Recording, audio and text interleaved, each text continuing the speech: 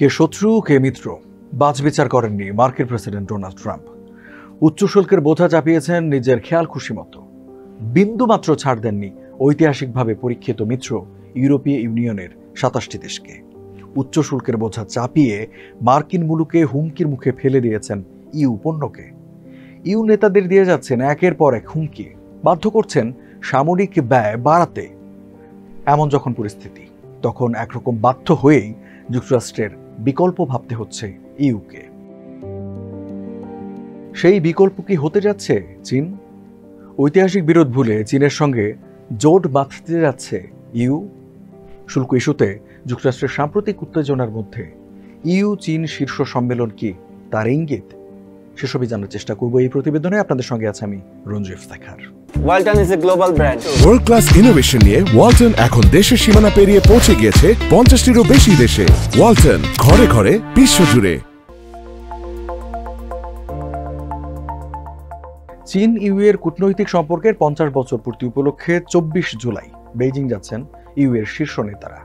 এতদিন এই বৈঠকে চীনা প্রেসিডেন্ট শি জিনপিং এর যোগ দেওয়া নিয়ে অনিশ্চয়তা ছিল। পূর্ব নির্ধারিত শীর্ষ সম্মেলনের স্থান ব্রাসেলস সফর বাতিল করেছিলেন শি, যে কারণে এই বৈঠক নিয়ে খুব একটা আগ্রহও ছিল না কারো। পরবর্তীতে ব্রাসেলস থেকে সরিয়ে বৈঠক স্থানান্তর করা হয় বেইজিংয়ে। এতে গলতে শুরু হয় বরফ। সবশেষ চলতি সপ্তাহে বেইজিং জানায় ইউরোপীয় কমিশনের সভাপতি উর্সুলা ভন ডার লেইন এবং ইউরোপীয় কাউন্সিলের সভাপতি অ্যান্তোনিও কস্তার সঙ্গে বৈঠকে অংশ নেবেন শি, যা চীন ইউ সম্পর্কের অগ্রগতিকেই ইঙ্গিত করে।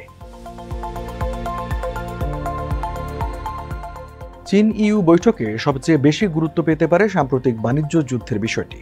একে অন্যের বাজারে আরও সহজে পণ্য রপ্তানি করা, যে বিরল খনিজ বা রেয়ার আর্থ এলিমেন্ট আমদানি করে ইউ, সে ইস্যুতে চীনের বিধিনিষেধ তুলে দেওয়া, সাম্প্রতিক মধ্যপ্রাচ্যের উত্তেজনা এবং এশিয়ার নিরাপত্তা হুমকি নিয়েও হতে পারে আলোচনা। এদিকে বৈঠকের এজেন্ডার বিষয়ে ইউরোপীয় কাউন্সিলের সভাপতি অ্যান্তোনিও কস্তা বলেন, এই সম্মেলনটি চীনের সঙ্গে সর্বোচ্চ স্তরে যোগাযোগ স্থাপনের পাশাপাশি উভয়ের জন্য গুরুত্বপূর্ণ বিষয়গুলোতে খোলামেলা ও গঠনমূলক আলোচনার দারুণ একটা সুযোগ। আমরা সংলাপ, প্রকৃত সম্পৃক্ততা এবং সুনির্দিষ্ট অগ্রগতি চাই। অন্যদিকে চীনের পররাষ্ট্র মন্ত্রণালয় বলছে, নতুন নতুন সমস্যা এবং এগুলোর চ্যালেঞ্জ মোকাবিলায় কার্যকর ভূমিকা রাখতে পারে ইউ চীনের এই বৈঠক। রাশিয়ার সঙ্গে চীনের বন্ধুত্ব পুরনো। ইউক্রেন দখলে ভ্লাদিমির পুতিনকে সহায়তা করার অভিযোগও আছে বেইজিংয়ের বিরুদ্ধে। সম্প্রতি ইউরোপীয় পার্লামেন্টে দেওয়া এক ভাষণে যুদ্ধের মধ্যে রাশিয়ার অর্থনীতি সচল থাকার পেছনে চীনকে অভিযুক্ত করেন ভন ডার লেইন। এমন প্রেক্ষাপটে ইউক্রেন যুদ্ধের বিষয়টি বৈঠকে তোলা হবে কিনা আছে সে প্রশ্ন।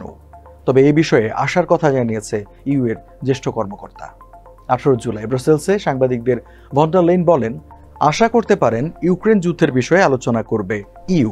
তাছাড়া এটি ইউরোপের নিরাপত্তার জন্য একটি মৌলিক বিষয়। এদিকে রাশিয়ার অস্ত্র উৎপাদনের জন্য ব্যবহৃত পণ্য সরবরাহের দায়ে বেশ কয়েকটি চীনা কোম্পানির উপর নিষেধাজ্ঞা আরোপ করেছে ইউ। সবশেষ 18 জুলাই মস্কোতে পণ্য সরবরাহে অর্থায়নের অভিযোগ এনে প্রথমবারের মতো চীনা ব্যাংকগুলোর উপর নিষেধাজ্ঞা দেয় ব্লকটি।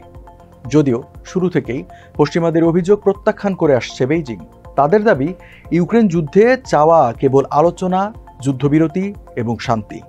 এমন বক্তব্যের পরও যখন চীনের ওপর বিধিনিষেধ আরোপ করে ইউ, তখন বাধ্য হয়ে প্রতিশোধের হুমকি দেয় বেইজিংও। জুলাইয়ের শুরুতে ইউ এর পররাষ্ট্র নীতি প্রধান কাজা ক্যালাসের সঙ্গে হওয়া বৈঠকে চীনা পররাষ্ট্রমন্ত্রী ওয়াং ই স্পষ্ট করে বলেন, মস্কোকে যুদ্ধে হারতে দেখতে চায় না বেইজিং, কারণ এটা হলে যুক্তরাষ্ট্র তখন চীনের ওপর বাড়তি মনোযোগ দেবে। এদিকে এ বিষয়ে জার্মান মার্শাল ফান্ডের ব্রাসেলস অফিসের ইন্দো প্যাসিফিক প্রোগ্রামের ফেলো গুনার উইগেন্ড বলেন, এটি নিয়ে ইউরোপের কোনো বিভ্রান্তি থাকা উচিত নয়, কেননা চীনের জন্য বৈশ্বিক প্রেক্ষাপটে নিজস্ব শক্তি বৃদ্ধির জন্য রাশিয়ার সঙ্গে ভালো এবং ঘনিষ্ঠ সম্পর্ক থাকা গুরুত্বপূর্ণ।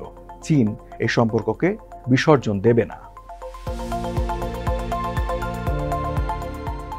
ইউ এর তৃতীয় বৃহত্তম বাণিজ্যিক অংশীদার চীন। তারপরও এই মুহূর্তে ব্রাসেলস এবং বেইজিং এর মধ্যে সবচেয়ে বিতর্কিত বিষয় হলো বাণিজ্য। সম্প্রতি চীনা বৈদ্যুতিক যানবাহনের উপর 45% শুল্ক আরোপ করেছে ইউরোপ।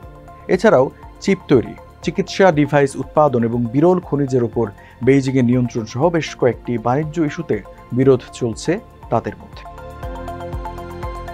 2024 সালের হিসাব অনুযায়ী চীনের সঙ্গে ইউ এর বাণিজ্য ঘাটতি 300 বিলিয়ন ইউরোর বেশি। ইউরোপীয় কমিশনের পরিসংখ্যান অনুসারে চীনে ইউ এর রপ্তানির পরিমাণ ছিল 213 বিলিয়ন ইউরো। বিপরীতে চীন থেকে ইউ এর আমদানির পরিমাণ ছিল 519 বিলিয়ন ইউরো। তবে সম্প্রতি এই ঘাটতি দূর করতে চীনা ইভি যানে 45% শুল্ক আরোপ করেছে ইউ। এছাড়া চীনা কোম্পানিগুলোকে চিকিৎসা ডিভাইসের টেন্ডার থেকেও নিষিদ্ধ করেছে ব্লকটি। প্রতিক্রিয়ায় বিরল খনিজ রপ্তানির ওপর বিধিনিষেধ আরোপ করেছে বেইজিং, আর এটা নিয়ে ভালোই উদ্বেগে আছে ইউ। চলতি মাসে ইউরোপীয় পার্লামেন্টে কমিশনের সভাপতি বলেন, বিরল খনিজ রপ্তানিতে নিষেধাজ্ঞা শিথিলে আমরা বেইজিংয়ের সঙ্গে যোগাযোগ করছি। মার্কিন প্রেসিডেন্ট ডোনাল্ড ট্রাম্পের বিশ্বব্যাপী শুল্ক যুদ্ধের মধ্যেই ইউ চীন বৈঠকটি হতে যাচ্ছে। ফলে এই বৈঠকে স্বাভাবিকভাবেই প্রাধান্য পাবে মার্কিন শুল্ক ইস্যু। কেননা সম্প্রতি ইউ পণ্যের উপর 30% শুল্ক আরোপ করেছেন ট্রাম্প প্রশাসন। অন্যদিকে চীনা পণ্যের উপর 145% শুল্কের বোঝা চাপিয়েও শেষ পর্যন্ত চীনের পাল্টা কৌশলে শুল্কের হার 55% নামিয়ে আনতে বাধ্য হয়েছে ওয়াশিংটন। সে কৌশলই এবার চীনের কাছ থেকে রপ্ত করতে চাইবে ইউ।